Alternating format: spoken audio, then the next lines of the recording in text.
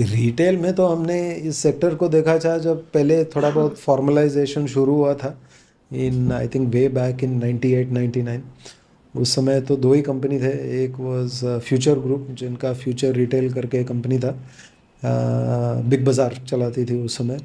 And the other company was actually एक Tata group company थी, जिसका नाम लैक्मे था, जो actually it use to sell Lakme beauty products.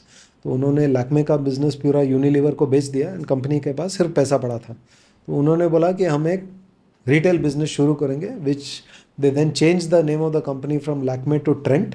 और उन्होंने पहले एक स्टोर खोला था वेस्ट साइड, राइट।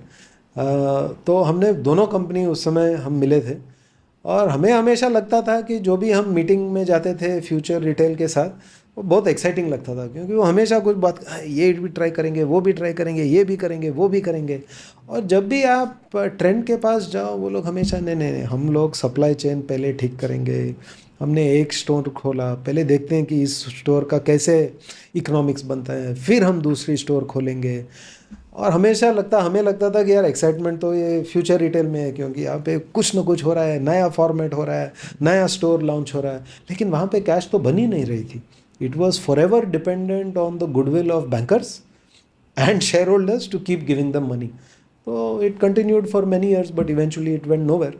लेकिन आप ट्रेंड देख लीजिए, विच वॉज सो केयरफुल कि एक स्टोर बनाओ, मॉडल को ठीक करो, कैन यू मेक कैश, वो देखिए वो कहाँ पे पहुँच गए, वो तो आज निफ्टी कंपनी है।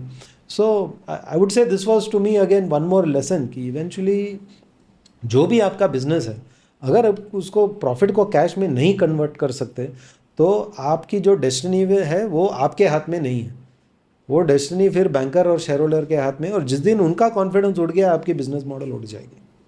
So do you think that जैसे अभी दो कंपनी से आप मिले, वन वाज वेरी अग्रेसिव कि हम लोग ये करेंगे वो करेंगे, like having that growth mindset, and one was like थोड़ा कंजर्वेटिव कि करेक्ट। सप्लाई चेन फिक्स करेंगे। बट कभी कभी ऐसे नहीं लगता आपको कि एग्रेसिव वाले जो कंपनीज होते हैं वो भी like they are going to be growth oriented, and कुछ ना कुछ अगर क्लिक हो गया तो even that will play out very well, तो even that is a good mindset to have, don't you think सो?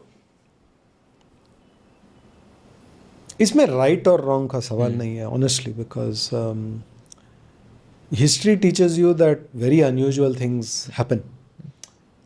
सवाल ये है कि आप कैसे डिसाइड करेंगे कि आपको कहाँ पे कैपिटल डालना है और आपको कहाँ पे रिस्क लेना है। हिस्ट्री एंड जो आज के दिन में कोई बोलेगा कि यार ये एक सक्सेसफुल यूनिकॉर्न है, that is the story of the unicorn that became successful. बाकी जो 20 गायब हो गए, उसका तो स्टोरी कोई लिखता नहीं है, करेक्ट।